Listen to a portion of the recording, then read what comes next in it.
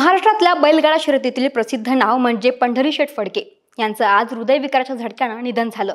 दुपारी ऑफिसवरून घरी जात असताना 1:30च्या सुमारास कारमध्ये त्यांना हृदयविकाराचा झटका आला। त्यांच्या निधनानं बैलगाडा प्रेमींमध्ये हळहळ व्यक्त केली जाते। अशात पंढरी शेठ फडके नेमके कोण होते जाणून घेऊया व्हिडिओच्या माध्यमातून। नमस्कार, मी अक्षता, सकाळमध्ये तुम्हा सर्वांचं स्वागत। तर महाराष्ट्रातील प्रसिद्ध गाडा मालक अशी पंढरी शेठ फडके यांची ओळख होती। पनवेलच्या विहीर घरचे पंढरी शेठ फडके यांच्या वडिलांच्या काळापासूनच म्हणजेच 1986 सालापासून बैलगाडा शर्यतीत त्यांना आवड होती। बादल हा त्यांचा बैल महाराष्ट्रात तितकाच फेमस होता। बैलगाडा शर्यत आणि पंढरी शेठ फडके यांचं समीकरण संपूर्ण महाराष्ट्राला माहिती। असं म्हटलं जातं की त्यांच्या दावणीला आजही 40 ते 50 शर्यतीचे बैल असल्याचं बोललं जातं आणि या बैलांना महिन्याला लाखभर रुपयांची खादही लागते असं म्हणतात।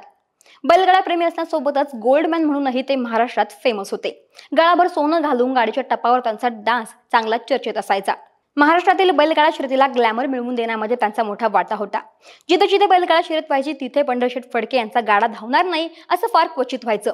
कुठल्याही शर्यतीत 1 नंबर येणारा बैल हा पंढरी शेठ फडकेंना आपल्या दावणीला पाहिजे असायचा, मग त्याची किंमत कितीही असली तरी चालेल। बैलगाडा शर्यतीसोबतच पंढरी शेठ फडके हे राजकारणामध्ये सक्रिय होते। आधी ते शेतकरी कामगार पक्षाचे नेते होते आणि त्यानंतर त्यांनी भारतीय जनता पक्षामध्ये प्रवेश केला होता। दरम्यान पंढरी शेठ फडके हे चर्चेत आले होते 2022 मध्ये। 2022 मध्ये कल्याणमध्ये राहुल पाटील यांच्यावर गोळीबार प्रकरणी पंढरीनाथ फडके यांना अटक करण्यात आली होती। या प्रकरणात त्यांना काही महिन्यांपूर्वी जामीनही मिळाला होता। यासोबतच 2020 मध्ये पनवेलमध्ये एका क्रिकेट मॅच दरम्यानही मैदानात एंट्री करताना त्यांनी हवेत गोळीबार केला होता। एकूण 4 राऊंड त्यांनी हवेमध्ये फायर केले होते। त्यांच्यासोबत असलेल्या समर्थकांना त्यांच्यावर नोटाही उधळल्या होत्या।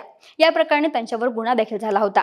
दरम्यान बैलगाडा शर्यतीवर बंदी आणल्यानंतर ही शर्यत पुन्हा सुरू व्हावी यासाठी त्यांनी प्रयत्न करणाऱ्यांपैकी एक नाव होतं पंढरी शेठ फडके यांचं।